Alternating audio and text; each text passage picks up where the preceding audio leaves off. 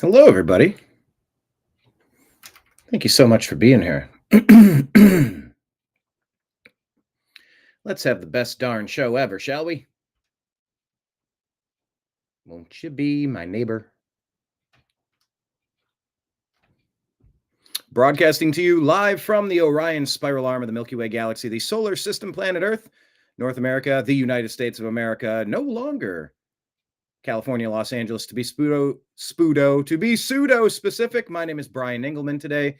As I said, September 8th, Monday, 2025. This right here, what do you call this? This is the Unhappy Hour, a division of Strictly Football. We're going to do a Strictly. Well, I got a lot of shows. Tomorrow is Strictly Football. Where's the graphic for that? Strictly Football will be on tomorrow at 6 p.m. Eastern Time with Mike Barra and Jim Mitchell. Check out episode 1 and episode 2 from last week. But yeah, this is going to be Strictly Browns, covering the Browns' epic fumbling of the bag. Oh, you remember when Josh Cribbs said, today it was about Browns versus Browns, and the Browns lost. Do you remember that quote? My buddy Brandon just reminded me of that one. Today was about Browns versus Browns, and the Browns lost. I fought the Browns, and the Browns lost. Browns had everything that they needed to get this win.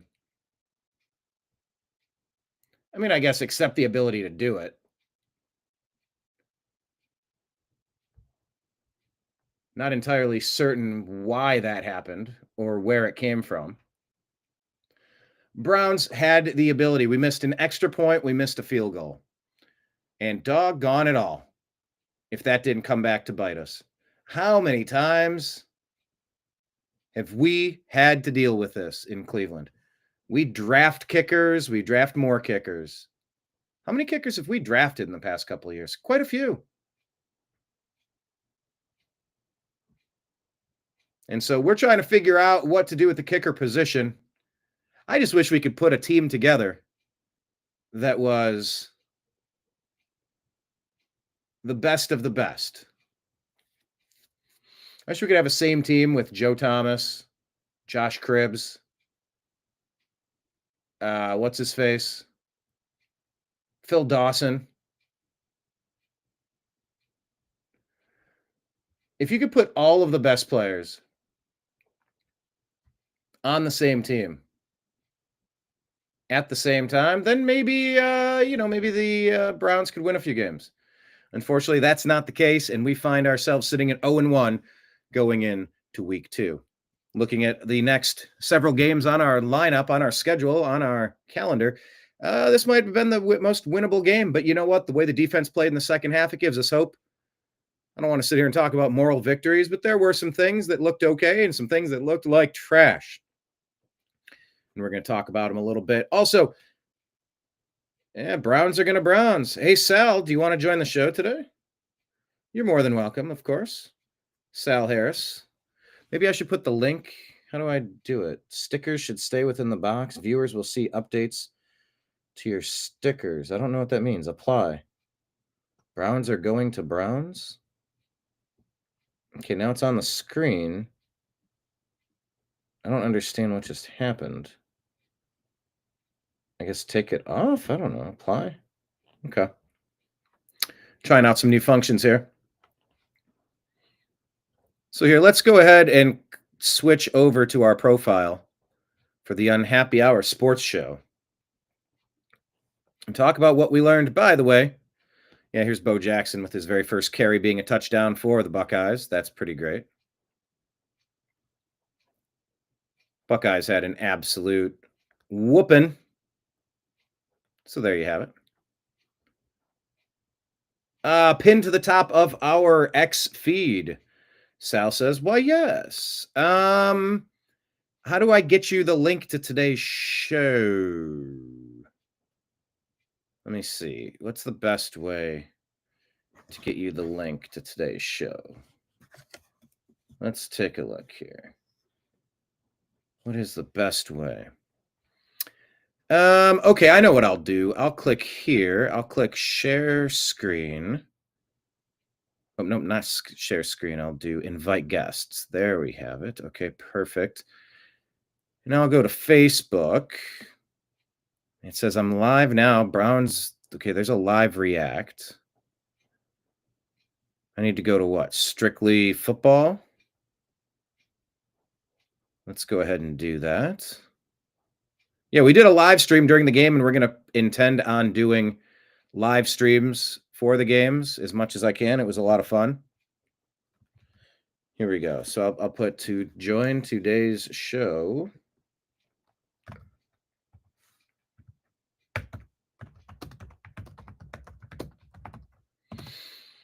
To join today's show, click here. All right, we're broadcasting in Strictly Browns. Sal has the open invite. Anybody has the open invite if you want to jump in and join us. So, all right, let's talk about it. Should the Browns cut kicker? Here, let me go to the other screen, and I will share. There we are. Can we go side by side? Yes, we can. Si se puede.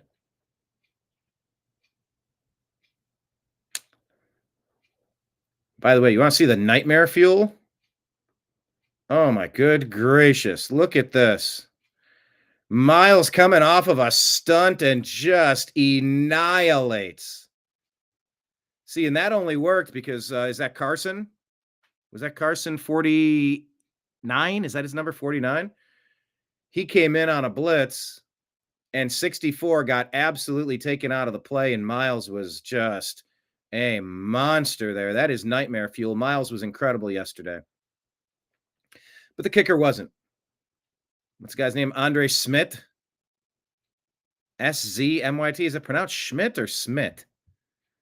Should the Browns cut kicker Andre Smith after he lost the game yesterday? Ken Carmen thinks so. Quote, you have to cut him and get him out of here. He missed an extra point that led to the Browns being down by 1 instead of tied. And then he missed a chip shot 36-yard field goal that would have put Cleveland up by 2 with 2:25 to play. Quote, I'll keep trying kickers. Find a different one. It's not ridiculous. That's just the business they're in. That's what makes the position so difficult. So what would you do? Would you cut your kicker? Hello, OG Skeletor, new Browns channel. No, I wouldn't say it's a new Browns channel. What I would say is that we cover the Browns on 2 YouTube channels, and we broadcast. Your TV is a little loud, Mr. Sal, in the background. If we could bring that down a scotch. Sal Harris joining us. Happy to have Sal. But we have 2 YouTube channels. The New American Media, that's our flagship with 1,900 videos, millions of views, and 6,500 subscribers roughly. But then we also have the Unhappy Hour Sports Show YouTube channel that stays strictly sports. As much as possible. I'll take any good social issue any day of the week, as Sal or anybody else will attest to. I love getting into the weeds on all the stuff that they're trying to ruin sports with, but that's another topic for another day. Today, we're just mainly talking about the Cleveland Browns. But is it a new Browns channel? No, it's not new. But if it's new to you, then please hit like, please hit subscribe. We've been crushing it over here for a little while. In fact, check this dude out. Hi, this is Eric Metcalf, and you're watching Unhappy Hour.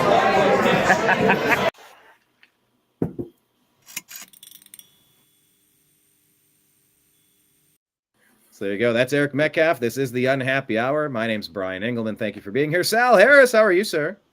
I'm doing well. How about yourself, sir?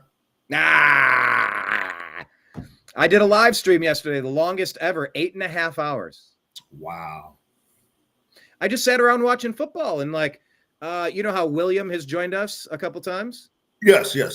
Big Willie, Slick Willie. He joined and he hung out for most of the day, that probably better part of all the day, in his garage. We're just watching football. Yeah. And then it was like, hey, let's pull up. Who's getting the fantasy points? Izzy joined us. And have you done a show with Izzy yet? I think you might have. Sal, did you meet Izzy? No. No, I've seen him though. I've seen him. Yeah. Okay.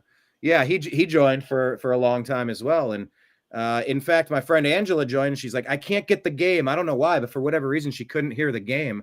She was working. And she goes, but I saw you posting and I clicked on it and you're giving me the play-by-play. I'm like, oh, so I get to be your Jim Donovan? I was like, yes, this is cool. I love doing the play-by-play. It is a lot of fun. Well, thank you for being here. We were currently talking about the kicker, man. It's been a trouble position for far too long on this doggone team. Sal, it's the conversation. Do we cut the kicker? Do we just go with somebody else? And my God, you look at who the Bills brought in for a kicker. He had to run out on a game-winning walk-off kick fire drill, no timeouts left, and he nailed it. We get a young guy that can't even make a 30-yarder or make an extra point. I'm chip like, shot. Chip Yes. shot, baby. We lost this game. It's a chip shot. Let's be clear. It's a chip shot. It wasn't. You can make that kick. Yeah. OG Skeletor is in the comments here. I don't know if I could make the kick. I haven't done a lot of kicking, but I would give it a try. OG Skeletor, please hit like, please hit subscribe, sir. I think it's a sir. Says, okay, thanks. Keep the kicker and bring a fresh pair of legs for competition and go from there. Dustin Hopkins, man, we were all excited about him, and he started getting the yips. What do you do at kicker? Do you keep this guy? Do you kick him to the curb? What do you do, Sal? I think that you go with a veteran. You never go with the young guy because of the fact that he hasn't been put in that position ever before. This is his first time being in the big leagues. So I think that we gave up on Hopkins too quickly. Really? And I think that if Atlanta gets rid of Wu, we should get that guy. The guy you think from we'll Atlanta. Get rid of Yin Shuku or Yin, whatever the guy. Yeah. We can get Cool. Young Way. Cool. I don't know. We can get him. I think that sometimes when it comes to kicking, it's good for you to get go different places. I don't think the kicker should be in one place no longer than maybe 5 to 6 years anyway.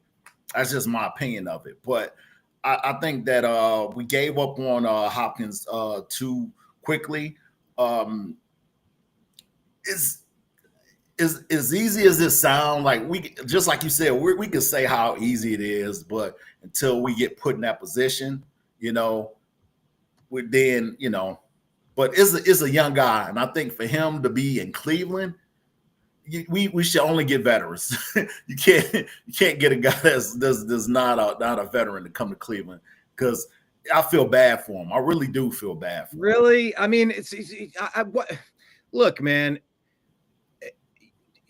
You better lose yourself in the music the moment you own it. You better never let it go. You only get one shot. Do not miss your chance to blow. This opportunity comes once in a lifetime, yo. I mean, look, you go from nowhere. Where was he in the Argonauts or up in the USFL or doing something?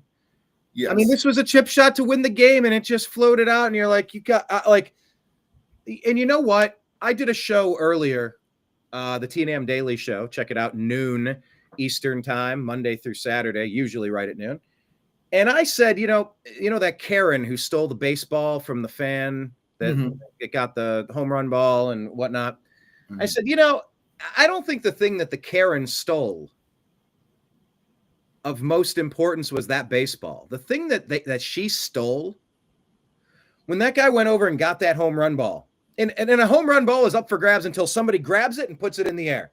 Right. If someone takes it from them once they have it, I'll have a totally different opinion on the subject. But if it's bouncing around, fair game till someone yoinks it and raises it and goes, yes.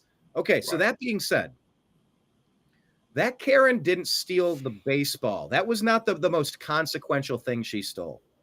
She stole the moment of handing it to his son, the son being excited, the father embracing his son. They had one of the most awesome couple of seconds of an embrace. And when you saw the guy, she started screaming in his face and he did this. I said it was like the Scooby-Doo. It was like, because he was just so startled. She took him out of loving embrace, best moment of my life mode into like it turned him into Kramer, like a backpedaling buffoon. what the Browns have stolen from Cleveland and the Cleveland fans by starting off almost every fucking season with some bullshit. Can I tell you how many times I have flown home when I lived in Los Angeles for 15 years? I used to fly home. It was a religious thing for me. It was a pilgrimage. Municipal was my Mecca. Yeah, not really. It's whatever they call it now, the Huntington. But sort of, you get my point. Yeah. Like Browns home opener was my pilgrimage. Once a year, I would come home and try to meet up with as many friends and family as I could. I'm in town for a day or two or three, whatever. Try to golf, try to whatever. But leaving that stadium deflated sucks. It is terrible. You are not building those loving growth moments of camaraderie of 80,000 Clevelanders feeling good about themselves for a minute. You keep robbing us of that. It's not even about the loss and the win-loss records. It's about robbing 80,000 people, stealing the loosh, stealing the energy from the Cleveland fan base with yet another opportunity to snatch defeat from the jaws of victory. Sal, what say you? Well, the reason why I didn't see you online is because I decided to go to the Browns backer bar in Atlanta. Oh, yeah. And I wanted to go there, and I had my kids with me. So I was like, all right, guys, we're going to go to the Browns game. And they put on their jerseys and everything, their Browns paraphernalia. We headed on out. Nice. How young are the kids? 9 and 12. Nice. Okay. So, they're into solid core memories. When I was 9, I think we were in the AFC Championship game against John Elway's Broncos, back-to-back years. Right. So how was your experience at the backers bar? Well, the biggest thing is I want them to pick their own team, but for some reason, because I'm their dad, they like the Browns. They like the elves, the Browns. So now it's funny that elves sounds like elves. Because we do keep throwing up the elves. The elves. Elves? Are you saying elves? Like the Keebler elves. The Keebler elves? I know. Yeah, I know, right? The word almost sounds exactly like, or the Cleveland elves. It sounds like the same word. But yeah, so we go there. We're enjoying the game. I mean, it was, the game was the game. It was competitive. It was. We didn't get steamrolled. And in the second half, we absolutely dominated with our defense. Exactly. Dominated. Exactly. And with my son don't even know anything about football.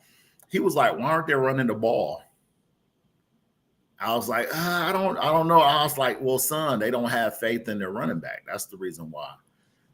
Yeah, I would love to know why we didn't sign Quinshawn Judkins, why we didn't get him in camp. Oh, well, the league is investigating. Let him investigate. There were no charges filed. What the fuck are we doing? Sign the guy. Well, it's a dispute over guaranteed money. He got all his guaranteed money.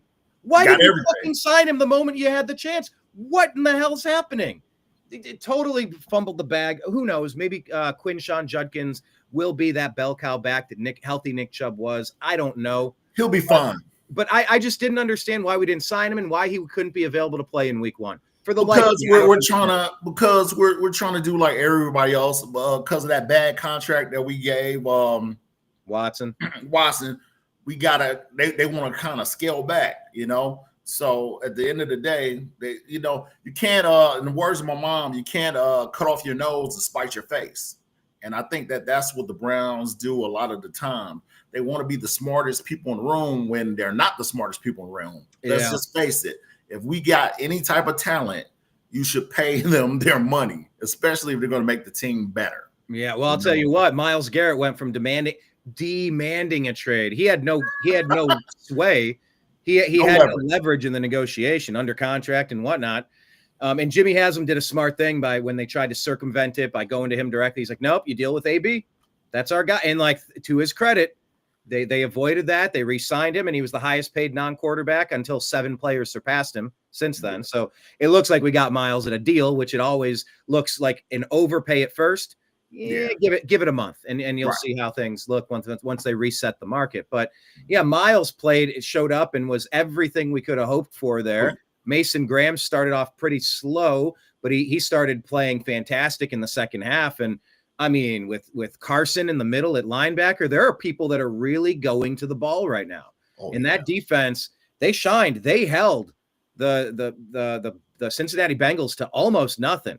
I mean, an embarrassingly low, and I will tell you this, an embarrassingly low stat line, because I started Joe Burrow in one of my fantasy leagues. It crushed me. I started Jamar Chase in 2 fantasy leagues.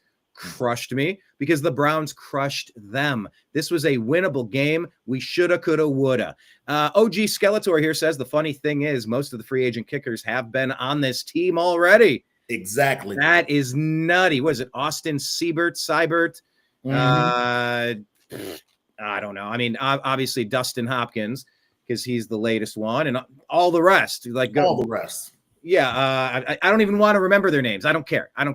I'm sure we can remember them. It's not worth knowing, but now I'm curious. But that being said, let me go to a couple comments here, and let's kind of tear through our Twitter feed. Make sure you're following us on X. We're at the Unhappy Hour _. At the Unhappy Hour _. I hope you're not photosensitive. Light sensitive? What's that called? I hope you don't have seizure risk, because it's been flashing Cleveland Rocks up there on the screen for about 5 minutes. If I've thrown you into an epileptic seizure, my apologies, but Cleveland does rock. All right, Quincy Carrier Sal says the Browns did everything to close that game out. Browns offense put special teams in a favorable position to win the game. Hell, the front office got rid of the kicker we all thought would stink week 1 and replaced him with a guy that a lot of people wanted. But that guy didn't do his job.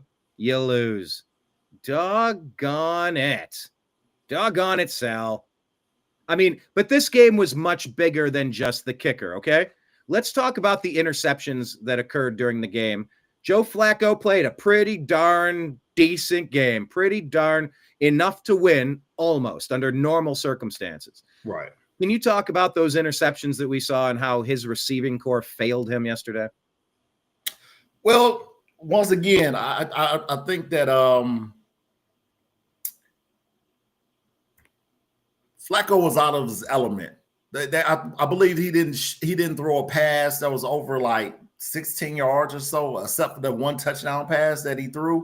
So he was not airing it out a lot. He wasn't airing it. But you know what?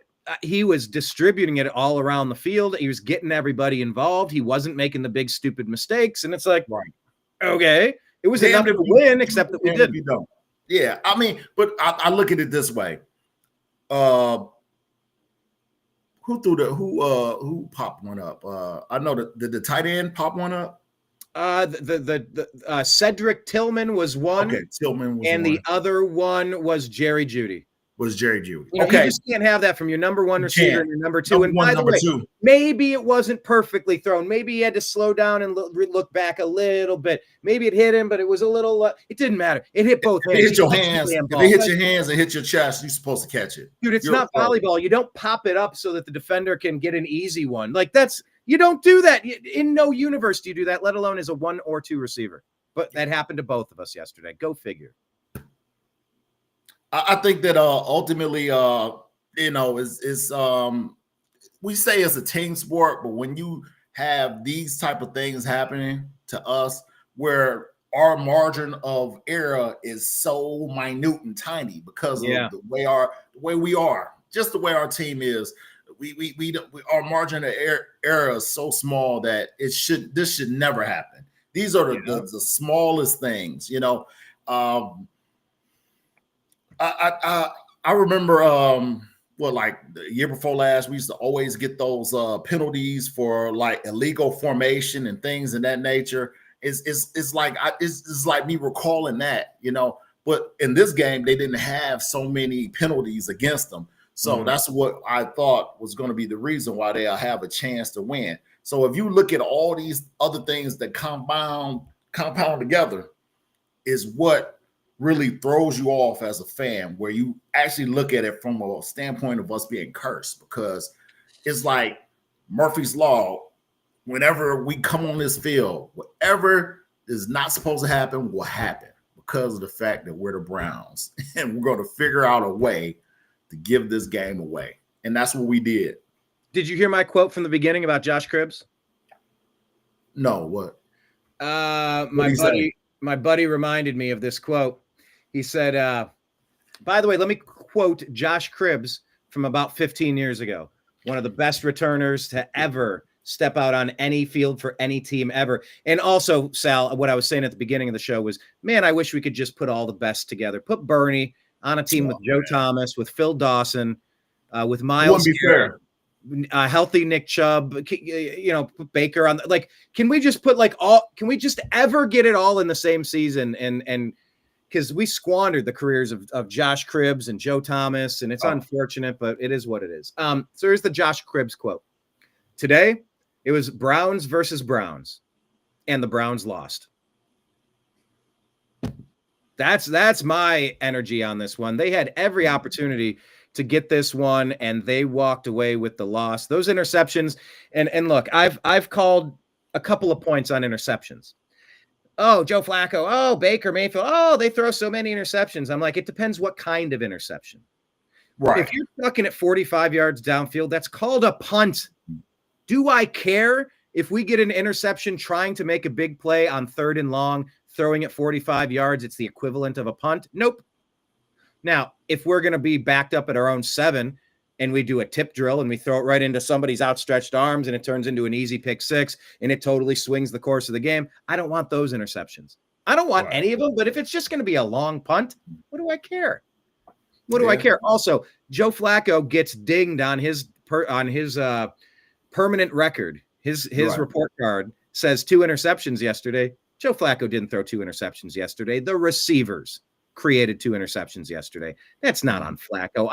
I wish there was a way we could chart those differently. I guess Pro Football Focus, the PFF scores do that, as is my understanding. I'm not a super nerd. I don't like geek out on the stats per se, but that wasn't on Flacco. He did enough to win. Dylan Sampson. Well, anyway, I got a couple highlights I want to get to, but any thoughts on that Josh Cribbs quote? Today it was Browns versus the Browns, and the Browns lost. I mean, it's an evergreen quote because it just keeps coming back. Like you said, like we're cursed. What is going on?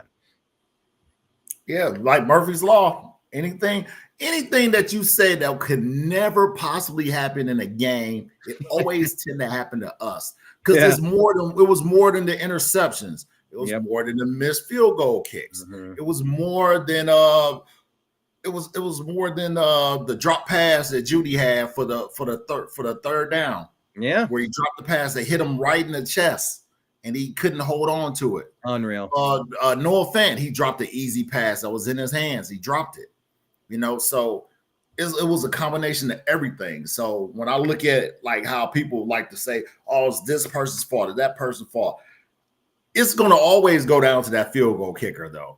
For him to miss that extra point, where if he had made the extra point, it would have been tied 17. Or if he made the field goal kick, we would have won the game. Mm-hmm. That's what's going to be looked upon as being the reason why we lost. But those other things that happened, they played a big part of it. And just like my son, who don't know anything about football, he said, "You know what, Dad? Shouldn't they be running the ball more?" Yeah. Well, they were saying that Jerome Ford couldn't get anything done. He's trashed. Now that's who they should have get rid of. They should have got rid of him. Maybe they'll cut him when Quinshawn comes back. And I hope that happens. I mean, Rocket, the guy they signed off the street, looked okay. Yeah, he looked all right. Ford has this Flintstone running style that's ridiculous. He's worse than. No, I ain't gonna say that. No, I'm gonna say it. He's worse than Trent Richardson. Oh no! He can't find the hole to save his life. Pause. He just can't figure it out. He can't. What does a Flintstone running style mean? You go the pedal, the pitter patter. Yeah, and it's like he doesn't get past the offensive lineman. Our offensive lineman, who's supposed to make the hole for him, he never gets past that guy, and he ends up just getting tackled. It's ridiculous. Yeah. All right. Well, let's go through this a little bit. Heartbreak for Andre Smith. We'll see. I haven't heard that he's been cut yet. I don't know if there's any latest news. 2 missed kicks seal a tough loss, leaving the Browns without a plan B at kicker. Kicker Andre says, "I kind of rushed the approach on the first one, so I was just trying to correct it on the second one. I thought to play it more right. Obviously, I pushed it." All right. Let's go on. Zach Jackson. What's the comment here? Love your podcast and respect your analysis, but missed kicks had nothing to do with the loss. The wide receiver and tight ends put in an absolute disaster piece. Only 2 less drops would have made the missed kicks moot. I mean, there's some of that, but to say the 2 missed kicks had nothing to do with the excruciating 1-point loss, nah, you can't say that. This comment here, defense held them, but holy F, learn to kick the ball better. The kicker and the wide receiver drops that turn into INTs is the reason why they lost the game. Pitiful. Just brutal. So anyway, let's buzz through some information. Zach Jackson reminding us Stefanski is 15-6-1 in 1-score games with no missed kicks. Stefanski is 8-15-1 in 8-15 in 1-score games with 1 kick. God, this is a convoluted stat here. Stefanski is 8-15 in 1-score games with 1 or more points lost to missed kicks. So, I mean, he's 15-6 when the kickers do their job. He's 8-15 when the kickers don't. I mean, I'm no Stefanski fan. I don't like Stefanski. I'm ready for anybody else. But, whatever. We're stuck with him, so let's win with him. I'm fine with that. Yeah. But at this point, I mean, look at those stats. 15-6 in a 1-score game when there's no missed kicks. 8-15 in a 1-score game, 1-point game, when 1 or more points were lost to kicks. He don't kick the field goal. We can't blame him because he doesn't kick field goals. So what we need to do is be patient. Because if Stefanski, we get rid of him, he's going to find a team within seconds. So let's relax. We take this too far. We don't have anyone that we had that'll make sense to replace Stefanski. So we need to keep him. I mean, it's hard to say that, you know what I'm saying? I mean, I don't think he deserves the grace of a Marvin Lewis per se, because he hasn't given us that type of record, or has given, making the fans feel good about themselves for rooting for the team. So I think we need to relax, though. And by the way, talking about coaches that are given way too much slack, Omar Epps over there with the Pittsburgh Steelers. Some people give him grief that, he's, 500 coach, a lot of tendency. He never has losing records, but he can't really. I'm like, dude has what? Like 1 or 2 Super Bowl wins? At least 1, maybe 2. Drawing a blank on exactly 1, at least 1. Fine. I'll take 1. But look, they found a way to escape that loss yesterday, and they came out with the win. That was a tough game, and they pulled it off. Something can be said about coaching and about tenure, about consistency and stability. And I know that's kind of what we have here. What you have here is failure to communicate. No, but what it is we have a failure when it comes to blowing things up and restarting everything. And Jimmy Haslam, love it or hate it, he's decided he wanted to stop the coaching carousel and the GM carousel and just stick with it for a while. Ups and downs, you might have to rebuild a couple times, but I just want organizational stability. The problem is, here we go, another opening day loss. I don't want to hear the excuses. I don't want to hear the whys. The point is, win or loss, it's a binary code, 1 or a 0. It's a loss. It's a fucking 0. Yes. And all those fans were robbed of their joyful moment and joyful memory, just like that poor father who had that screeching Karen up in his face at the baseball game. Yeah. Sal, that's actually a question. I know I'm going to get back to football right after this, but since we're talking about that lady, there's 2 trains of thought. You were talking about being a father and taking your kids to the Browns backers down there in Atlanta. So let me ask you, you saw the Karen that came over screeching, and the father gave the home run ball to that lady. Did the father make the right decision because he was with his kid? And as they say, the way to win a fight is to avoid a fight. And if you're surrounded by crazy, don't match their energy, because they'll drag you down and beat you with experience at being crazy. Or did the father teach his son a terrible lesson, and it's endemic, or it's a snapshot, if you will, of what's happened to America, specifically in this case, the wimpy whites, as I call them on the TNAM Daily Show. But we're getting into politics pretty deep now, but it's okay. We're same difference. Hey, no, it's the same difference. Same difference. I call them the wimpy whites, like Malcolm X said, the white liberal is the biggest danger to America and all this stuff.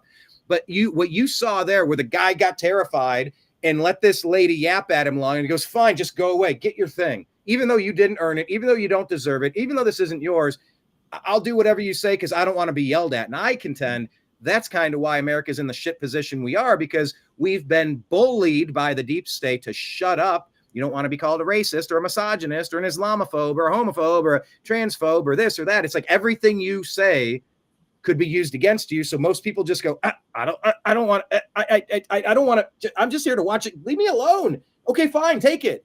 And you lose. You wave the white flag of surrender to crazy, and then crazy advances. Consider the scale of a football field.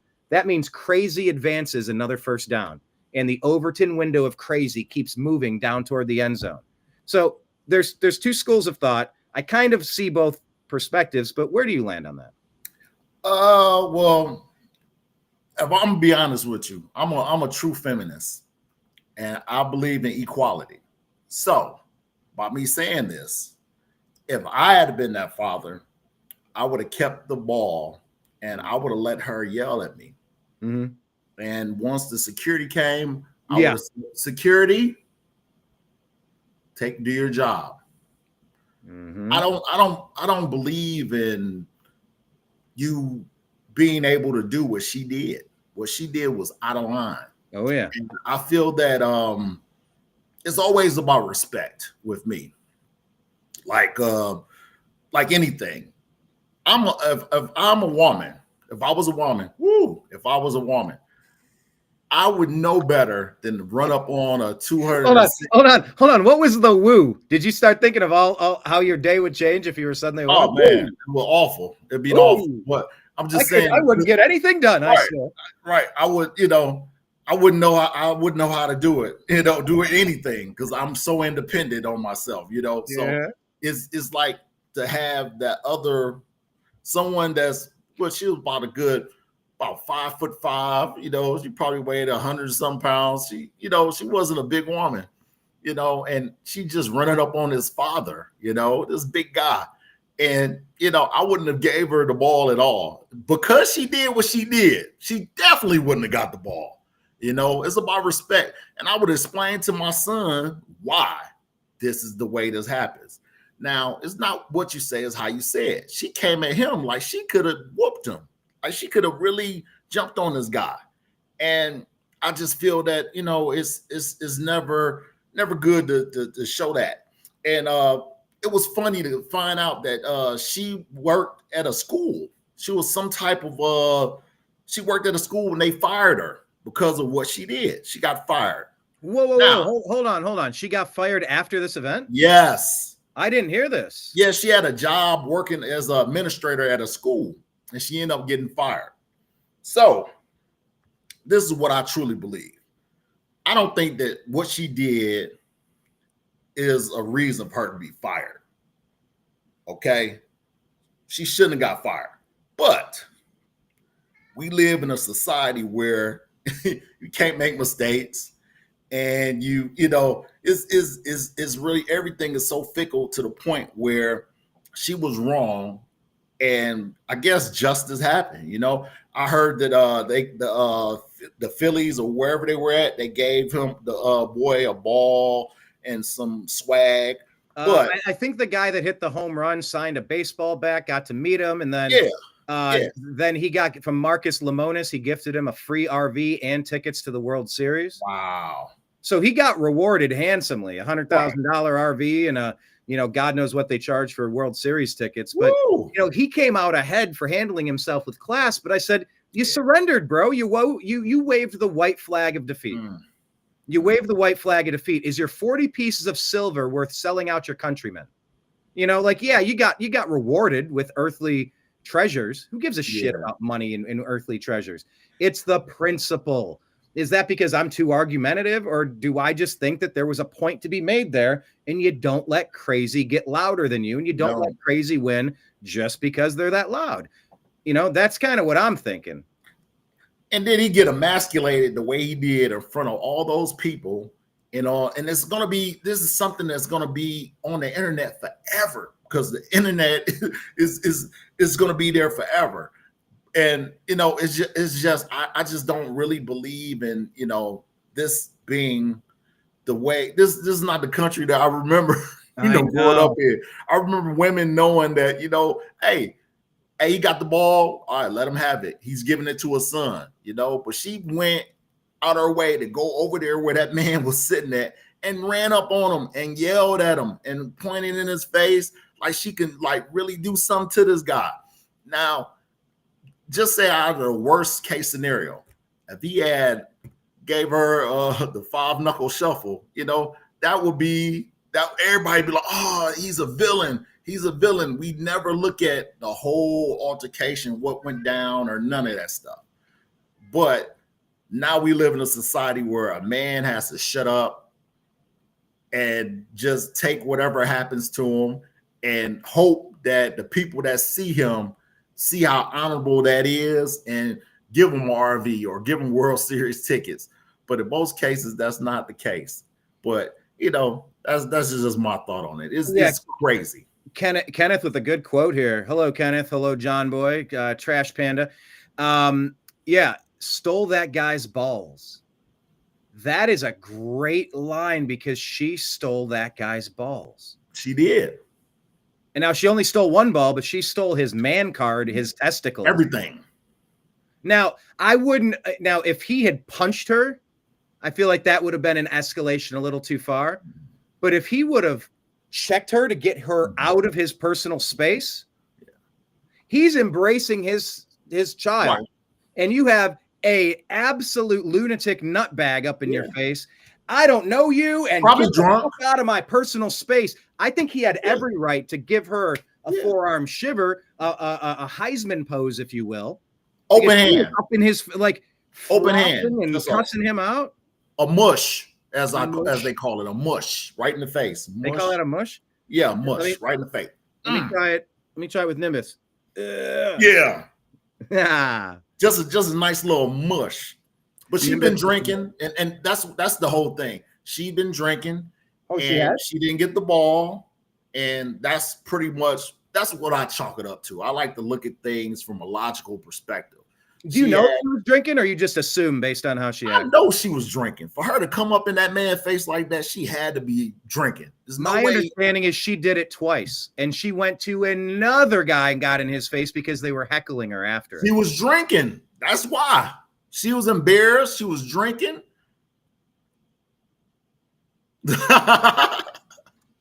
Well, look, far be it from me. I've been a bartender and I've been on the other side of it. And I've seen some days people wish they could redo, and I've probably been on the other side of that myself. It's, there before the grace of God go I, but it is so emblematic of what we're dealing with as a society. Is just, if I can be more offended and outraged and louder than you and try to cause a scene, then I win.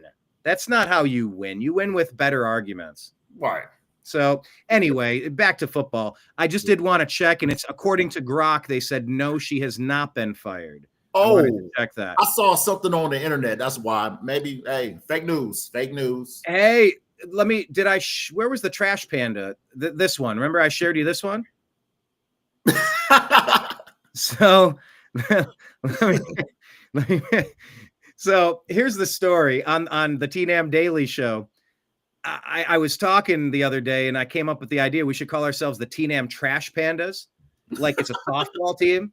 And I said, we rifle through the rubbish and separate fake news from fact. So when we find stories, I break it down. I do, I'll research it on Grok. Is this fake? Is this true? And we break it down. So yeah, we're all educating each other, and we find a million stories online. Who knows how many of them are true, but that's what we try to do, is figure it out. Trash Panda Texas saying she would be fun on a date. Not. She should be banned from NFL or from Major League Baseball. She should be banned. You don't get in people's faces like that. So anyway, I just wanted to share that because it was pretty great, I felt.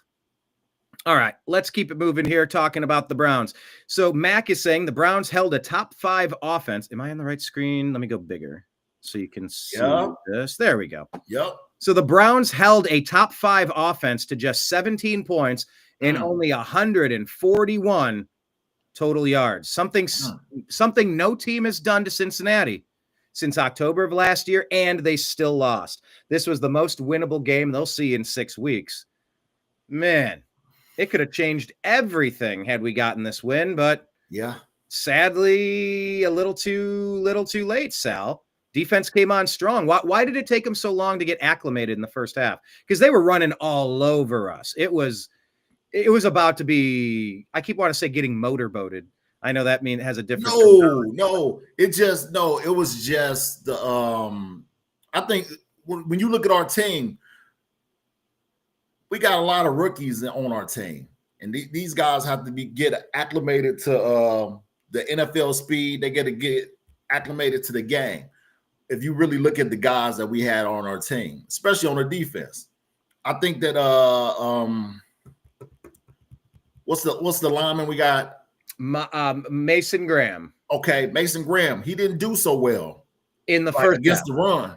Against the run, he did. That's what I'm saying. But he didn't do so well. But the second half, I think somebody talked to him, to let him understand that, hey guys, the only way this team is going to be successful is how far the defense takes us. Okay, so we need you guys to show up. This is and the second half they showed up. Yeah, they showed up. Well, there was a little bit of promise we could take from the game. Quincy Carrier says, watch the Joe Flacco all 22 cut up. He played great on Sunday. Yeah. He played great. I won't say great. He's played good enough for them to win the game. I'm not going to say he played great. He played good enough for them to win the game. There's no reason they should have lost that game. He put special teams in the situation where they could win the game. He put his receivers in a situation where if they caught the ball, they would have got the first down, Mm-hmm. So it was never a situation where he didn't, where he was at fault for anything. Yeah. Kenneth saying we went from Cleveland rocks to Cleveland lost. Yeah. Man, did we. Good gracious. Well, then look, I'm not saying that Joe Flacco played great. Quincy Carrier's saying it, and he's a voice that you listen to. He's been doing what we do. He does more deep dives, I suppose, and he's been doing it for a while. But he said great, man. He said great. Man, when I look at Flacco at his greatness, he's chunking the ball. Okay, he's gonna throw some interceptions. I get that, but he's chunking the ball and he's making sure that we get put in position where we can win the game. But you know what? Look, Joe Flacco and the Browns offense put us in position to win the game on a chip shot. I agree. I mean, he did enough to get us there. Like Baker Mayfield did enough on a come from behind win, by the way, his 11th come from behind victory. To all the losers out there that want to say, oh, he's not clutch. They'll say the same about LeBron. They're still saying it about LeBron. It's the dumbest arguers that you'll ever find on the internet is the constant LeBron haters and the Baker haters. Right. But hey, how good is that? Hold on. My point was just to finish it up. Okay. Baker did enough to. No, it's okay. I do the same. What I do is I keep a notepad on the side, and if I have a thought, I'll jot it down so I won't lose it, but I don't have to interrupt with it. It helps me. I got you. That's what helps me. But Baker did enough to put his team in position to win the game. Now, they could have lost it if they would have made their kick. But look, Baker did his part. At some point, you got to blame the defense if they can't hold the other team. So I'm sorry, you were saying. Go ahead. No, what I was saying is what I always tell you, because you always had this argument about how great Baker Mayfield is. He's in the what? What conference he in? The one that he keeps winning. I understand that. The most competitive conference because the Browns are so close. You put the Browns in the NFC South, they win. Stop. How are we beating the Falcons or the Buccaneers? The Falcons? The who? No. The who? The Falcons? The Falcons is not a good team. They're a good team. I live in Atlanta. The Falcons is not a good team, sir. I think they are a good team. They're going to be. Falcons aren't good. Carolina's not good. Hold on. Falcons were like, it came down to the last game of the season to win their division last year. I know it was roughly a 500 division. They don't have a good division. That's all I'm saying, Brian. They don't have a good division. All right. I know. They don't. So that's why I say if the Browns are mediocre, but if they had to go against Carolina, the Saints, and Tampa, I mean, not Tampa, but Carolina, the Saints, and Atlanta, they do well. They do well. Trust me. All right. Let's continue here with Big Mike. He says, here's some positives from the Browns today. Let's talk positive, shall we? Let's Yes. get positive. Harold Fannin Jr. is a stud. Talk about him. Bowling Green's best. What do you think about Harold Fannin Jr. now getting to see him in literal action? Wow, is he a target? And he is a problem. He could I think that he could possibly break Ozzy's record for receptions for Cleveland. I think he can. He's the real deal. He causes mismatch problems on whether it's the linebacker, he's just a problem. He's just a problem. And I thought Harold Fannin was fantastic yesterday. Yeah. We learned that was a good draft pick by Andrew Berry. Now, obviously, it's too early to really say that, but if the early results are an indicator of future performance, ding, ding, ding, we got a good one in Harold Fannin Jr. They pick good tight ends. Let's be clear. Good tight ends, wide receivers, no. Kickers, no. Quarterback, no. Tight ends, yeah. Well, we had Harrison Bryant. We signed what's his nuts out of Atlanta, Austin Hooper. Yeah. Couldn't really ever get anything out of that second tight end, and Stefanski loves the 2 tight end sets. He loves it. So I think now this is the first time he's had that dual tight end threat since he's been a head coach. So I don't know where it happens now, but I mean, Njoku and Harold Fannin, they are causing problems for defenders. Yeah. And look, even though Flacco wasn't airing it out 45 yards, that could either be a big play or the equivalent of a punt, he was moving the ball. He got not every drive, a couple fizzled and whatever, but he was getting enough to just game manage. So what? You're going to methodically drive down and wear the defense out. Do it all day if it means a win. I don't care. Whatever it takes. It's a 10-yard game, not an 80-yard game. Oh, I got to go 80 yards. No, you have to go 10 in 3 plays, 4 plays. If you go for it, you have 4 plays to go 10 yards. That's it. You just incrementally go. And Flacco did enough yesterday. That's true. When it was enough to get the win, it's painful. Let's talk about Dylan Sampson. He's explosive and versatile. People wondering who we got, but look, the Browns drafted a double-headed running back beast. Yeah. Trash Panda saying he's got to go. We'll leave on. Thank you for joining us. Or ask Hunter Kenneth. Oh, okay, we're doing that. Trash Panda Texas. Thank you very much. He's the one that made that graphic of our TNAM trash pandas. We rifle through the rubbish, separating fake news from fact. And so I said, turn them into a softball team. So we put the New American Media logo, the trash pandas, and then it was him yelling at the Karen lady in that image. It was great.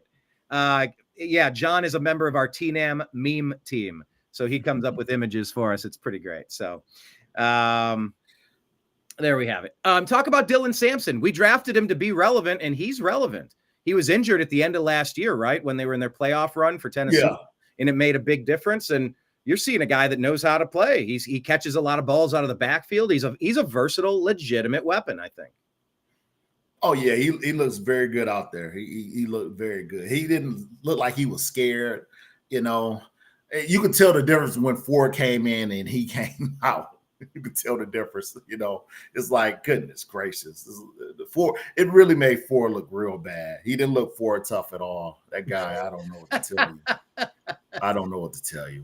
He didn't look Ford tough. Oh, no. Oh, that's great. He was found on road dead. Yeah, fixed or repaired daily. Yes, that's what that guy was. And it's like, you think about it, he was a running back for Alabama. Oh, is that his story? Yeah, he was an Alabama running back, and then he ended up going to Cincinnati. Mm-hmm. Oh. Yeah. Wait, Ford or Sampson are we talking Ford. About? Oh, I thought you were saying Sampson. Okay. Oh, no, Ford was Sampson. No. Ford. That was talking about Ford. So that's why I mentioned that, because he was an Alabama running back, and then they got rid of him, and he ended up going to Cincinnati. Yeah. Oh, okay. I wasn't completely aware of his full shenanigans, his comings and goings. But yeah, he looks pretty good, and I'm excited to see what it's going to look like when you got Quinshawn back there splitting carries. Oh, yeah. I don't think they're going to give it exclusively to Quinshawn. I think you've seen enough out of Dylan to go, yeah, go 50-50, go 2 backs, go 2 tight ends. Did line up Harold Fannin from the Wildcat? Didn't we see a direct snap to Harold Fannin? Oh, yeah. Okay. I'm all right with that. Like, put the hands in the ball of the playmakers and go from there. We'll do like Chubb, like we did with Chubb and Hunt. we'll do like Chubb and Hunt, and I think that they're built for that. That would be awesome. Yeah, I'm excited to see what happens next week, and very curious to see how the Browns defense handles Lamar and that offense. I mean, Ravens got stunned last night at Highmark Stadium in Buffalo. Man, they found a way to get that game won. The Ravens just fell apart in the last 4 or 5 minutes of that game. The Derrick Henry fumble being the unforgivable, unforced error. Well, it was a forced error, to be fair. It's not like he caught the ball and threw it up like a pop drill so that you could have an easy interception. Like, no, he pulled a Ford. He pulled a Ford. The lineman, as big as he is, it looked like he should have switched directions. If he saw that the lineman or either went out of bounds. Mm-hmm. Either way, they would have been fine. But he stayed behind there and had the ball out. And what was the guy? Ed Oliver. I think he popped it out his arm, and they got on it. They hopped on it. Yeah. Well, Dylan Sampson doing okay. Let's talk about Carson Schlesinger. Ooh. He is a heat-seeking missile. JOK reminiscent, Clay Matthews reminiscent. Talk about maybe the best interior middle linebacker. I guess that's redundant. The best middle linebacker the Browns have had in decades. What say you? Woo. This guy just seems to. They're calling him. He's a Zach Thomas character. Maybe that's just because he's not. Yeah. Oh, he's a real gym rat. That white guy. Yeah. Oh, he's a coach's kid. He's real heady. He's a real student. They said that he reminded them of Kuechly. Yeah, Luke Kuechly, right? Yep. Yeah, he's a heat. Come on, man. Whoa. So when you have Carson Schlesinger and Mason Graham and Myles Garrett causing chaos in a Jim Schwartz offense or defense, ooh, you saw how they started playing in that second half once they cleaned up a couple mistakes and changed a couple philosophies. Oh my God. If that's the level of defense we have against, we got a chance. The Bengals are top 5, top 6, 7, 8, 9 in the league. They're one of the most top 5 high octane offenses that the NFL has ever produced.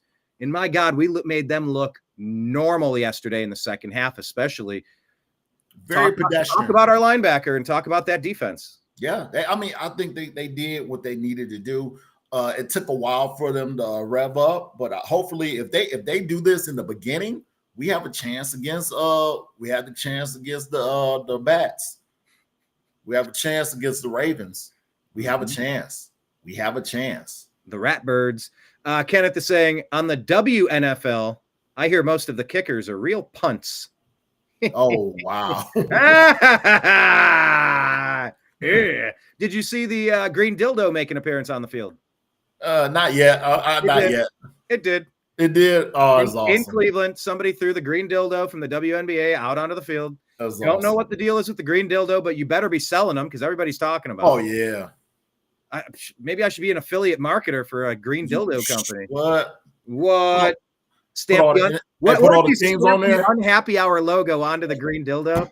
Like, that's not what you want to hear if you're going to click on the triple A's. Like, I want a happy hour if I'm going to be using like, why is this an unhappy hour? I don't know if that merch crossover would work for me. Hey, happy to do the commercial. Good evening, ladies. I'm Sal from the Unhappy Hour. Have my drink. If you like to have a good time, you really love the green. Good evening, ladies. Good evening, ladies. Ribbed for her pleasure. So that happened. That came out on Ultimate Cleveland Sports Show. What's his face was talking about it. I didn't even know it didn't make it to the air, but it's just like a cultural phenomenon. Don't know why, don't know who, don't know, but now it's a thing. Now I think it's funny, fine, whatever. It's just sophomoric and dumb, which I'll laugh at. I still laugh at fart jokes and like the simple, finer things in life. My only problem is obviously you could hurt somebody. We're not talking about a gummy bear. Right. You toss a marshmallow, you're like, a marshmallow. But like you're talking about something that, has girth. I get it. Yeah. Girth. Girth. Yeah. Little girth. Girthy. Girth. All right, let's keep it moving. Carson is looking good at middle linebacker, though. Yeah. Cedric Tillman has and is mostly picking up where he left off last year. I mean, aside from that awful whatever that led to an interception, Cedric Tillman looked serviceable. He looked like a solid number 2 player. He's The touchdown catch. Right? He got the touchdown pass. Talk about Cedric. I think that I think he is who he is, and I think he's only going to get better. He has to stay healthy. The best the best ability is availability. So yes, if he stay healthy, he should be fine. No, that's a pretty good point. The best ability is availability, and let's talk about Myles Garrett still being the best in the world. I mean, you saw that play where they did a stunt. I think it was Schweisinger went inside and just I don't know if you watched this camera angle, but I either played it or I will play it, and he comes off the edge and it's just Superman. Boom. That might have been one of the hardest hits Burrow's ever taken, and luckily, smartly, he didn't drive him into the ground to break a collar. But like, they don't want to see their quarterbacks done for the season because of a hit. But he hit him about as hard as you can hit a player in today's NFL on that. Oh, yeah. Oh, was that incredible. Talk about Myles. Is he leading the league in sacks right now, or he's up at the top? I think he's up at the top.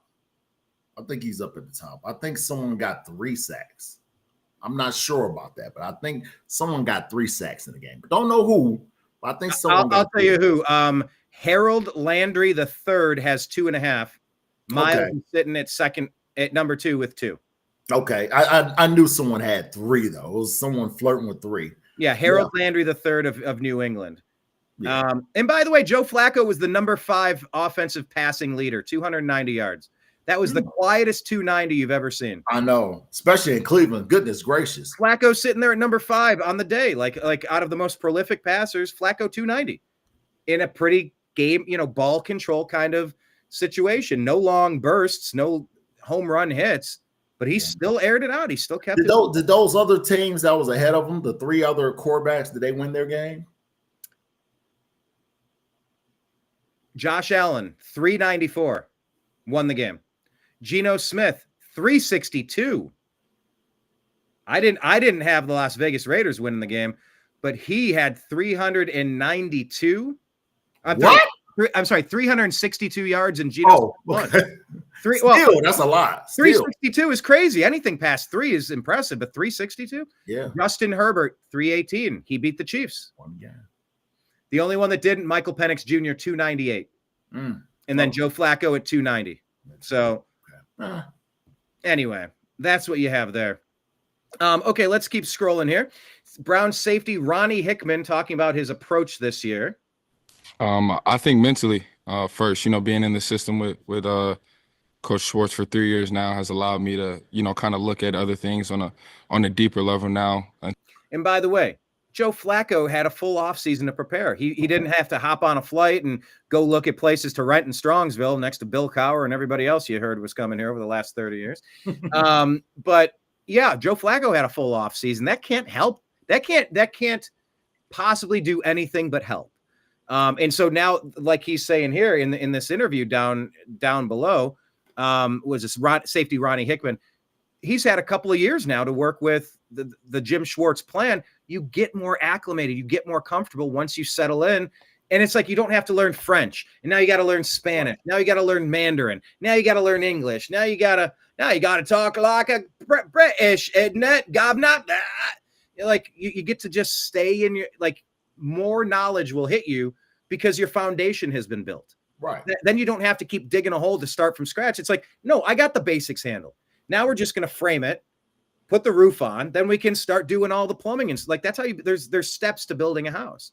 Right. And I think retaining Schwartz has helped us build a house. Most definitely. Yeah. I like his aggressive attitude for sure. Instead of just, the initial, what's my job, but what is my corner's job? What is my linebacker's job? How is he going to see this? Which call can, help him play faster? And just things like that, because at this level, talent kind of equates. It's more so the mental things that can give you an edge on, your opponent. Yeah, the talent, the disparity of talent is not that great. The biggest problem is between the ears. It's the understanding. It never looked like Deshaun Watson learned the playbook. It never looked like he learned it. No. Maybe he did, maybe he didn't, but he was uncomfortable. No, but you got to remember, they switched it up for him. That's the thing. They switched everything up for him. So that's the problem that we had with Deshaun Watson. Mhm. We got away from what was working, and we wanted to make it special for him because we gave him $230 million. So we had to get an offensive coordinator that fit to what he's into, and that didn't work. Well, they said if you really wanted to, you just would have ran the Clemson offense and called it a day. You just would have ran the Texans offense and called it a day. They didn't. They wanted to find some sort of hybrid between Stefanski being the smartest idiot in the room, right, and just running the damned Houston Texans offense because your field general thrives in it. Just let him cook. Nope. I am Kevin Stefanski. I am super handsome. I look like Kevin Love's estranged. I look like Kevin Love's estranged brother. Yes, I could be in GQ, and I am a genius, and I am unfireable. I must have Epstein-like evidence against Jimmy Haslam, for he will never fire me. I will create the perfect offense, and Deshaun will mold his talents based around my brain. Yep. That's the truth. Am I being mean to Stefanski, or does he? No, he deserved this. He deserves this because he's been here longer than 1 year. He deserves this. He should take it on the chin. He never lets anyone knows what's going on. We find out when we find out about things. It's just the way it is, Just like when he said it was a QB competition, he should have just been honest. No, Flacco's going to be our guy. Shador's good. We're gonna save him. We're gonna put him to the side. Hopefully, we're gonna get these guys in.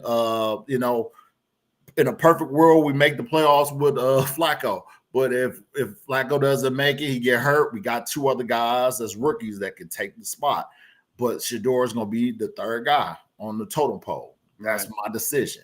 And you know what? Like that, you're good. But when you try to make it a media frenzy and everything like that, that's what makes everybody go crazy. Yeah, just set the expectations and leave it be. Looking at a couple of these plays here, that was one where Flacco evaded some pressure and a big gain to Harold Fannin. If you watch this play here, this is Wyatt Teller welcoming Bengals rookie linebacker. You see in the circle, watch him demolish rookie linebacker Demetrius Knight, welcoming him to the NFL. Pancake anyone?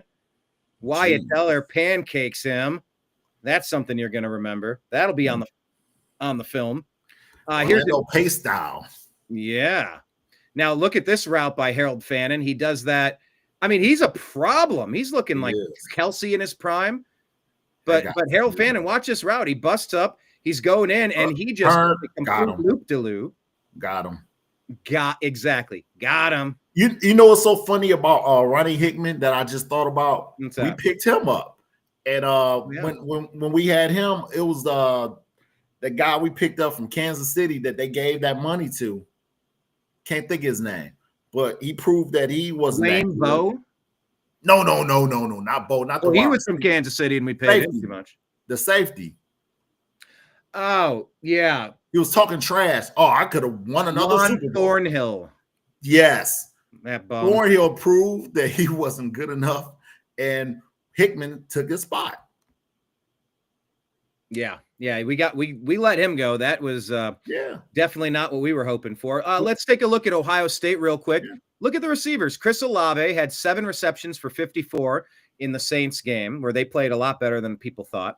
Emeka Ibuka had 4 receptions for 67 yards and 2 touchdowns from Baker Mayfield. Did you see that? Yeah, I saw a little bit of it, but then I stopped watching. It was too much. At halftime, I stopped watching that. I was like, come on, man. These guys, whew. But they paid them $1 million to come up here and get beat like that. Well, Emeka Ibuka looked legitimate, and I'm so happy that they gave Baker Mayfield they gave him some extra weapons down there, especially with Chris Godwin being injured like that. But yeah, Ohio State just crushing it. Marvin Harrison Jr., 5 receptions, 71 yards, and a touchdown for the Cardinals yesterday. Garrett Wilson, 7 receptions, 95 yards, and a touchdown for the Jets. And Jackson Smith and Jigba, 9 receptions for 124 yards. I mean, Ohio State cranking out the wide receiver ones across this league. Yeah. Just kind of waiting on the new guy, Jeremiah Smith, to come in and revitalize his Nest franchise, right? Woo, that guy's so good, man. Imagine us getting him. Imagine that. You know what? I'm here for it. That sounds good to I'm me. hoping that we say this and it just goes, hey. Speak it into existence. Yeah. Hey, take a look at this play here. This was a huge game-changing play. Maybe the play that won the game for the Bengals. This was in deep territory. He got sacked for a safety, except Burrow knew exactly where he was, and he jumped out of the safety zone and did a dive 3-4 yards out. Yeah. But that was, I mean, that 2 points would have been all we needed. But Mason Graham made that play. They only rushed for 46 yards. That's a solid debut if you understand football. Just absolutely collapsing that pocket, wreaking havoc over there. Yeah, that series showed me how good that defense was. It was like, man, they were like, no more. Okay, it's enough. Enough of this. Took them to 3rd and 22, and then what was it, 3rd and 26? At the end of that, they went backward 20 yards or so. Oh, but yeah, Burrow diving out really made a difference. Quincy Carrier says the Browns defense today held a top 5 quarterback in Joe Burrow to like 30 yards passing in the second half today. Yep. The Browns secondary kept Higgins and Chase under 60 yards combined with no touchdowns total. It's going to fly under the radar how good they were. Wonder if that becomes more prominent versus Baltimore. Can we sustain this solid defense? Yes, of course we can. Of course we can. My biggest thing with Baltimore is the run game, and I think that Graham is good enough to hold him down, especially while I think Graham is that good. I think he's that good. I certainly hope so, because if you have a top 5 pick, you need somebody to be a game wrecker. You just don't need a good defensive tackle. You need an incredible defensive tackle. By the way, Aaron Darnold. Yeah. I mean, we could be so lucky, right? If you can see this play here real quick, Harold Fannin catches the pass. He spins out of that first tackle, head down, puts his shoulder down, and absolutely trucks that dude. Gets up, grunting. If you can see this, I'll let it play one more time, because when he lowers the boom, gets out of that one, and he is I guarantee you that linebacker's waking up sore today. We are on offense when we're on offense now. Didn't he go to Ken McKinley? Oh, did he? I think he's a local guy. Fanning. I don't know. One of us should look it up. I'll look it up. I played Kent McKinley. They were incredible.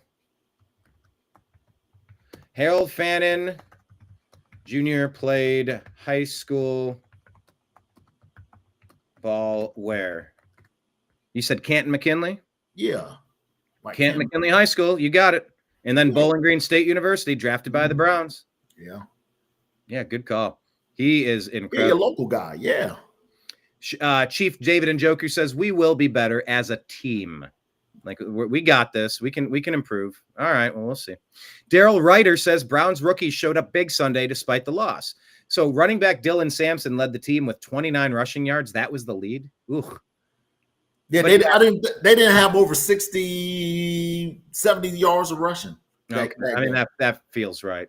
That's how you get Joe Flacco to 290, you know. Right. Dylan Sampson led the team with 29 yards rushing and 8 catches for 64 more yards. 8 catches for Dylan Sampson. Oh. And I think that's what Harold Fannin had. He had something similar to that. Yeah. It was distributed out. Yep. Running back Raheem Rocket Sanders scored a touchdown. I didn't even know who he was, and he jumped in and performed admirably. Yeah. He got it done. And he's a bit of a tank. He had a bit of a belly on him. He had a little bit of he's a big guy. He had a little guy. Bit of power. Harold Fannin had 7 catches for 63 yards. There you go. And linebacker Carson Schwessinger had a team-high 8 tackles.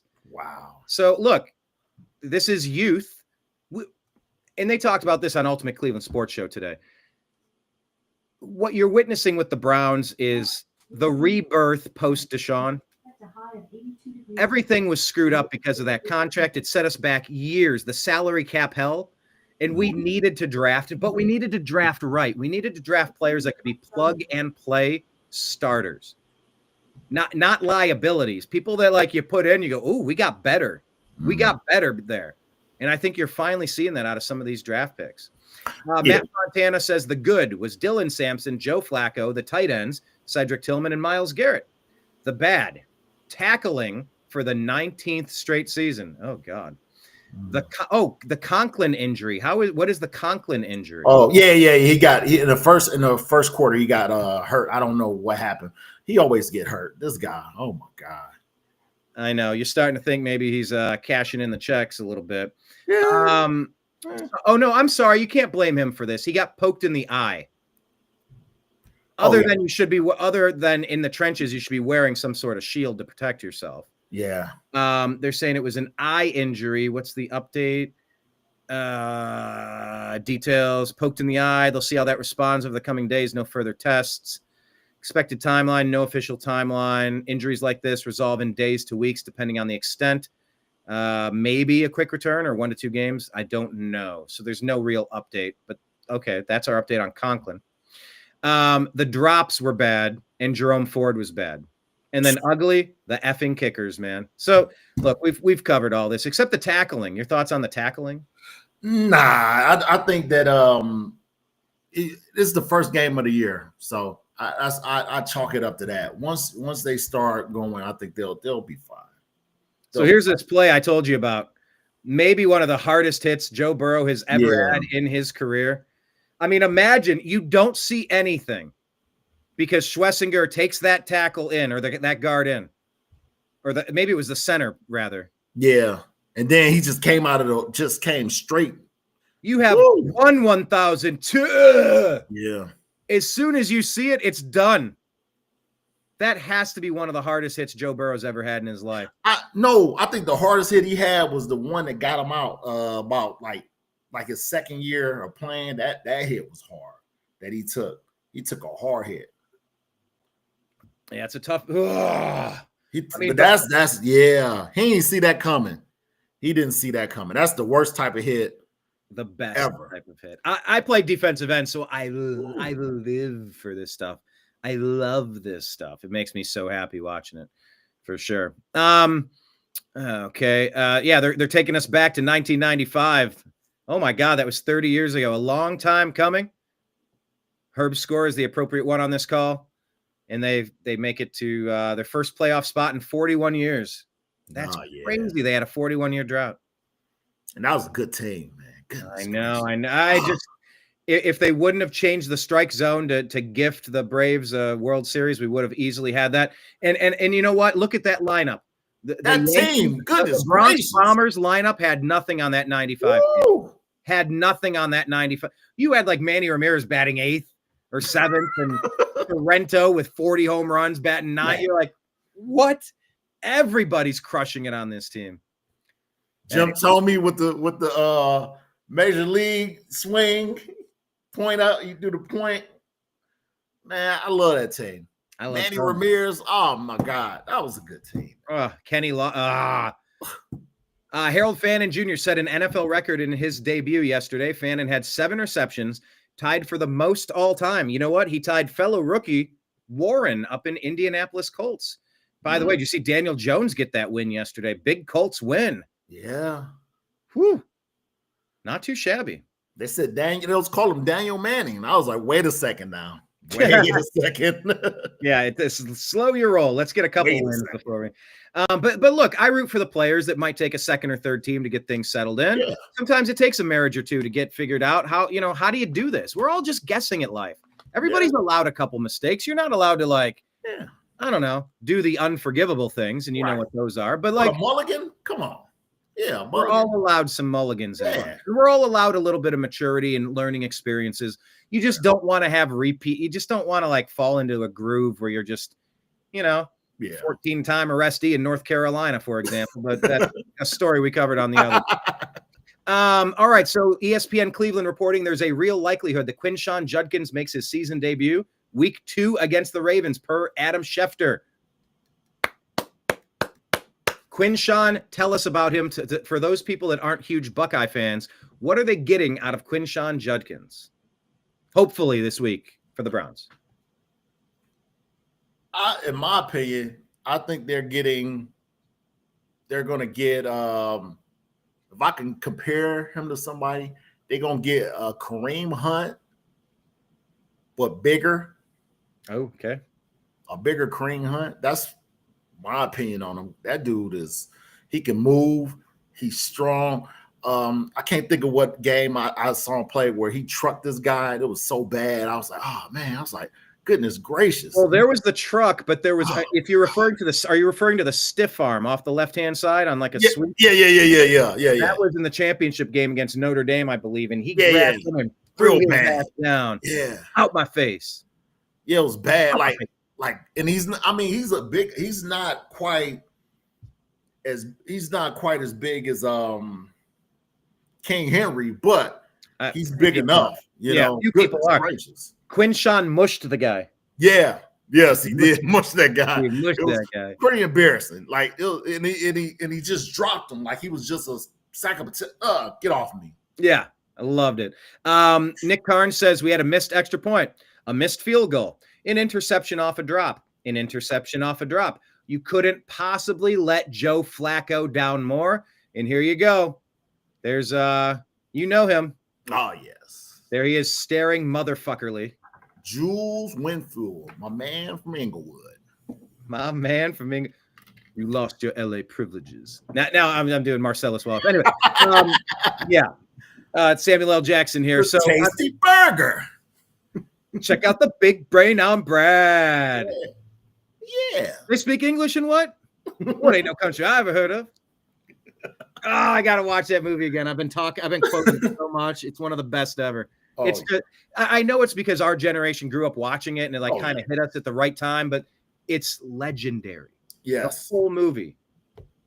I remember I was on a wine tasting tour in where was I? Catalina or Rosalita, Mexico or something. And we were at a wine bar.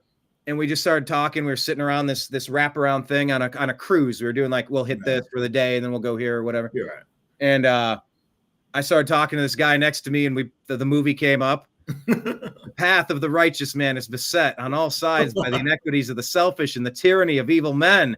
Blessed is he who in the name of charity and goodwill shepherds the weak through the valley of darkness, for he is truly his brother's keeper and the finder of lost children. And I will strike down upon thee with great vengeance and furious anger those who attempt to poison and destroy my brothers. And you will know my name is the Lord when I lay my vengeance upon thee. No! And scene. What? Me and a complete stranger started that scene, and we got louder and louder and louder and synchronized, and we went beat for beat for beat. And the whole place looked at us and clapped when it was over. Like, what just happened? I don't know what just happened, but I love it. I'm here for it. So, yeah, talk about how we let Joe Flacco down. We did. Schluffed this away. I mean, the way I look at it is this. I think Flacco really believes in the team, because if he didn't believe in the team, he could be sitting on the couch somewhere. Yeah. You know, but he really believed in the Browns. And he felt that what he had with us 2 years ago was magical, and that he felt that he could recreate that magic with him being here with us, having a full training camp, him having young blood in there, you know, and him like just being able to be the leader that none of the other quarterbacks that we had when we had young quarterbacks there could ever be. I think that's the biggest thing with us. We didn't have quarterbacks that was willing to actually be there for the guys. As much as I don't like Johnny Manziel, I don't think that who was the quarterback when he was there? Brian Hoyer. I don't think Hoyer was there. He didn't care for Johnny Manziel. And how could anybody? The dude was a dipshit. He didn't take anything seriously. I understand that. I understand that. No, I get it. No, I'm not arguing the fact that I just like to argue. I'm not arguing the fact that you're a dipshit. But my thing is that I still feel that they were two different men. So when you got a guy that like to party and hang out with LeBron, Brian Hoyer knew it's nothing he could have really told that guy. You get what I'm saying? I wouldn't. If I'm a family man and I take care of my family and I actually eat off of football, There's nothing you can tell a guy who was born with a silver spoon in his mouth, who had money, who was born with money, who decided to play football because he's good at it. You know, it's nothing you can really say to that type of guy. So I think ultimately, if he was able to kind of move that ego away and look past him as being who he was, his persona, and actually talk to him like, hey, look here, young man, I get that you want to party and stuff like that, but we need to get you right just in case something happened to me. Mm-hmm. You know, so this is important that you know the playbook. It's important. This Johnny Manziel like bullshit tour, I'm so over it. I just and I agree. I agree with you. The only look, he's the example of what privilege, the worst side of what privilege brings. Because it looked like if he really cared about the Browns or being great, he would have did what he needed to do. Since he didn't do what he needed to do, and it was more important for him to go and do whatever he was doing, that's what made everything happen the way it did. I think you put a post on it, and I put what I said on there. And it's just sad that you know, he didn't take it serious. If you don't take anything serious, then this is the outcome. And I hope that he's a precautionary tale to all the young men that's out there playing the sport, because it's good to be good against people that's not good. And on every team in college, it might be 3 people that's capable of making an NFL roster. And you'll be able to beat a team like that. But when you go to the NFL where everybody's good, you're gonna have problems. Well, Everybody that's runs. What they were just saying is that year 3 with Schwartz, you start separating. Everybody's talented, but now it's like you excel through preparation, training, understanding, and a mastery of the information for sure. By the way, let me tell you this. This is interesting. Here's a list of running backs who didn't do as well as Nick Chubb yesterday. Isaiah Pacheco, David Montgomery, Jeremy McNichols, Austin Eckler, Travion Henderson, Dylan Sampson, Brian Robinson Jr., Bucky Irving, Jalen Warren, Ashton Jeanty, James Conner, Chase Brown, James Cook, Alvin Kamara, Zach Charbonnet, Omarion Hampton, Miles Sanders, Javonte Williams, Devon Achane, Chuba Hubbard, Saquon Barkley is where you tie Nick Chubb at 60 yards rushing yesterday. 60 yards. He looked okay. And that was because, where's this on X? This one from Roberto Shenanigans. I still can't believe Andrew Berry chose to keep Jerome Ford over this guy. And that's the problem. Why didn't we just keep him? I wish we would have kept Nick. They picked Jerome Ford. And once again, they picked the younger. It's probably just youth. They're picking the younger guy that if it works out, they'll be here longer. I get that. But also, you know, you could have had Matt Prater that went in and won the game for the Bills. Instead, you got the young guy that had never been here before. Yeah. You could have had Nick Chubb, but now so anyway, good to see Nick Chubb healthy and still playing. But it still would have been a problem with Chubb because, you know, everybody loved Nick Chubb, man. It would have been kind of awful. It wouldn't. They would have kept no. They wouldn't. It would not have been a problem. You think so? We know he's had his knee repaired more times than the Real Housewives have had boob jobs and nose jobs, right? So hold on, was that almost a spit take? He's trying to kill me over here. You said more than the Real Housewives. I'm like, where's he going with this? The Real Housewives, really?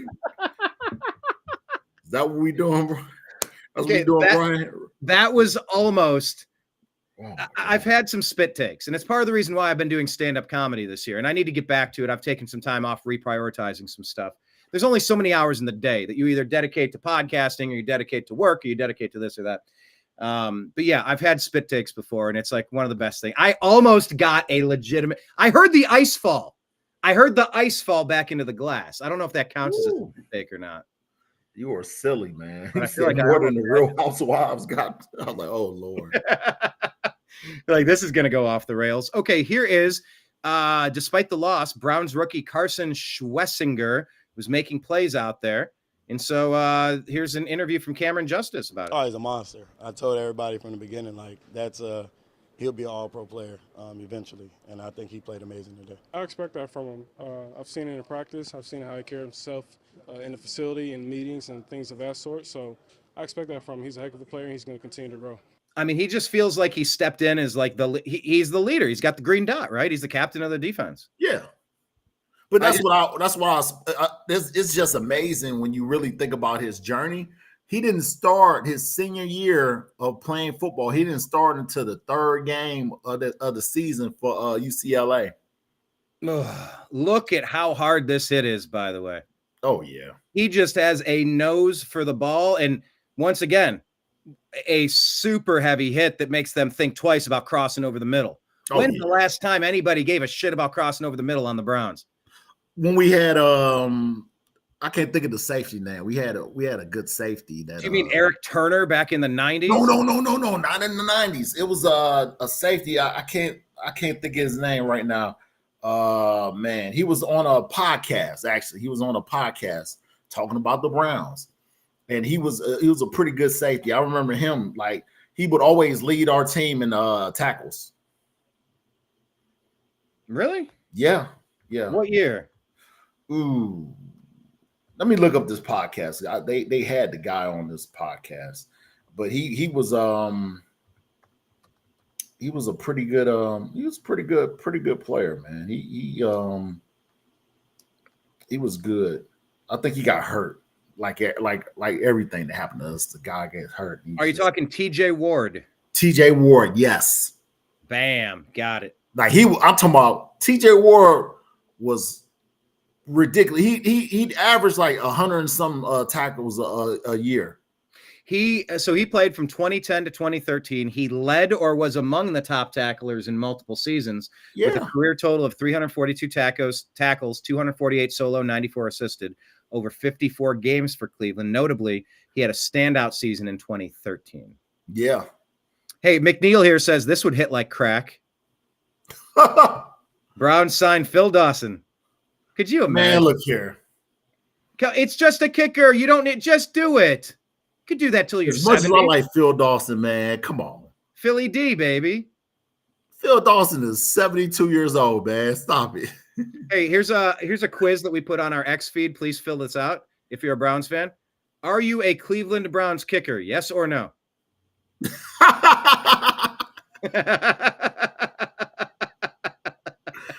That's cool. Misery loves company, right? You got to laugh at it at a certain point. Oh my God. Hey, here's another one. And by the way, both of these memes can be found on the it is the Unhappy Hour Sports Show Instagram page. Make sure everybody's following it. We put these two out there this morning or yesterday. But yeah, here's to another year of watching Cleveland Frowns football. Do you like the name Cleveland Frowns or Cleveland Clowns? If you're gonna be frowns, I would do frowns. Frowns. I agree. I'll do the elf with a frown on his face. Make it easy. Frowny Elfie. By the way, Nick Karn says Steelers made a 56-yard and a 60-yard kick. Browns miss an extra point and a chip shot. I effing hate it here. Yeah. And look, that's why the Steelers are winners. It can really just be that basic. That's why they won. Did you see the dad joke I put on the Ultimate Cleveland Browns? Tell me about it, and I'll tell you if I remember it. They asked what does the Kansas City Chiefs and Donald Trump have in common? Hold on. Yeah, I just saw this. Yes, they're both used to beating the Browns. Yeah. Or they're both really good at beating the Browns. Yeah. I was like, wow. No, but the guy had a joke. He said something. He was like, some type of racism. I was like, whoa, wait a second. And then he was like, yeah. I was like, He knew exactly where that joke was going. Yeah, he knew exactly what was up there. Like, whoa. All right. Well, that's pretty much all I wanted to say about the game yesterday. Any final thoughts on the game or looking ahead to next week? How would you wrap up your thoughts on what you saw? Another Browns season, a 1-point loss. Here we go. Well, what say you? What's on your mind now as we wrap this up and look ahead to playing the Ravens in Baltimore at 1:00 on CBS next week? I think it's low hanging fruit to really be really too hard on the young man. This is his first time kicking in the NFL. Hopefully he understands how important his job is, especially to our fan base and how much we love the game. And he comes in next Sunday and he's able to make those field goals because we need those. We need those extra points. If he missed one, I think we need to start going for 2 points after that point. If it's a situation where he misses one after that, we go on for 2. I feel that right now they should be trying to figure out who's not a Browns kicker or who hasn't ever kicked for the Browns and try to get them to come in and check them out. I don't know if Hopkins is playing for another team, but I think we gave up too soon on him. You know, he had the yips. He was missing them in preseason. I know, but still, it's like, hey, I look at it this way. You know, we already paid the guy. I think we should have. When you already paying the guy, you have to stick. You got to kind of stick with him. You do. You have to. You have to stick with him. If you already paying the guy, you have to stick with him and try to figure out how we can unyips the yip out of him or figure it out because now we're in a situation where we're going to have to get someone that's probably not suitable for us to have as a kicker. So. It's like I look at it this way. I'd rather deal with the devil I know than the angel I don't know. So that's just the way I look at it. Everything else I feel will come into place. I think that we have a chance of beating Baltimore, especially if we can control the clock the way we did in this game. And I think that Flacco should take more chances, in my opinion. If you take a little, not to the point where we're gonna lose the game, but just take a little bit more chances. We get Junkins back. Well, I promise you, Judkins. They look the excuse me, the linebackers and the secondary for the Ravens. They are going to respect the play action run when you're handing it to Quinshon Judkins. Exactly. They didn't have that, so Flacco could only take what was given, and he made no mistakes. Those 2 turnovers that's on the receivers. That's just stupid. Maybe you could say he didn't throw a perfect pass. I don't care. You're in the NFL. It hits you in the hands. You catch the damn ball. Stop it. Worst case, you bat into the ground. You don't flip it. It's almost like they were trying to lose the game, but knock, knock. It's game time. It's football time. The Browns are back. Sal, I'm thinking we might do a live show every Browns game. I'm not entirely certain. Oh, that's the other expense I was going to get. I was thinking about signing up for like one of the streaming services so I can get all the games. No, don't do that. Don't do that. Get the thing I was telling you about. What? I'll text it to you. Text it to me off air. And check that out because I get all the games. Feel free to put it in. I don't pay that much and I get everything. What's the service called? You can text it to me. That's fine. I'll text it to you. But yeah, put it in the group too because I get some of the games because of my proximity to Louisville, Kentucky. So like this one was easy. It was the Cincinnati market. Of course, I was getting this game. There's going to be some I'm just going to get shut out. And I don't want to go to B-dubs. I don't want to go up to some. Right. I want to look. We all just hung out like we were in a living room drinking, like watching the game in real time, providing analysis. What do you think of this? Oh, my fantasy team. Who scored? Tell me. We were having it was as good as the NFL. Whatever what do they call that? The game NFL league. Whatever. Yeah. I had a great time. I would be totally fine watching it from home. And so I don't know if I'm going to do every game, but maybe next week we will. And if you happen to be around, you have the open invite to join us, of course. So we'll keep you posted on that. And if you remember the name of that streaming service, you send me that text. I'm sending it to you right now. Okay. Do you want to advertise it or you don't want to mention it? Well, they're not paying me, sir. If they pay me, then I'll do that. All right. We'll keep it low key and then maybe I'll try it out and see what options we have. I know Stream West was really big and then that got shut down. They showed LeBron using it on the sideline and then as soon as I found out about it, it was already shut down. So I don't know how much longer some of those companies can keep going, but yeah, we'll this see. has been very reliable, and they have pretty good movies and things in that nature. So Okay. yeah, so that's why I'm saying I'm gonna send it to you so you can check that out. Sounds good. Well, we will be back. Keep tuned because coming up tomorrow at 6 o'clock, we're going to look across the entire NFL, and we're going to have this show right here, Sal, Strictly Football. Have you ever watched an episode of Strictly Football last season or this season? I don't know. I think maybe. It's the show that I do with Mike Barra. You might know Mike from the Ancient Alien series. Oh yeah. I was on one time with them. Yes. Yeah. Okay. I honestly, I do start losing track of all my wheelings and dealings, to be fair. But yeah, so season 2, episode 1 and episode 2 are out on Rumble and YouTube. Make sure you're following the Unhappy Hour and the New American Media in all of the places. Strictly Football. This is Strictly Browns. But yeah, this is the Unhappy Hour, man. And I appreciate you all for being here, Sal. All right, Thank you. All right. We will talk to you again soon. Go Browns. Go Browns. We got some pretty impressive young talent, which is giving me a reason to, it's keeping me in it, you know, and a defense was so competitive. If we can stay into it to the end on the Bengals, we can stay in it on any of the, I think we can. So fingers crossed. And we got a chance. You're telling me there's a chance. Dumb and Dumber. Yeah, Dumb and Dumber. Am I dumber or are you dumb? I don't know. I'm dumb. Okay, I'll be dumber. Oh, I will. You're like, I'll take one for the team. I'll be dumb. You be dumber, dummy. Anyway, yes, Browns fans are the epitome of Dumb and Dumber because we keep showing up every year. It's the same old song and dance, but we're here for it. We're loyal to a fault.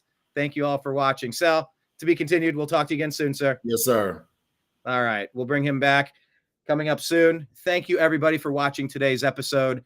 And we will be back tomorrow at noon on the TNAM Daily Show here on the New American Media. Thank you all so much for watching.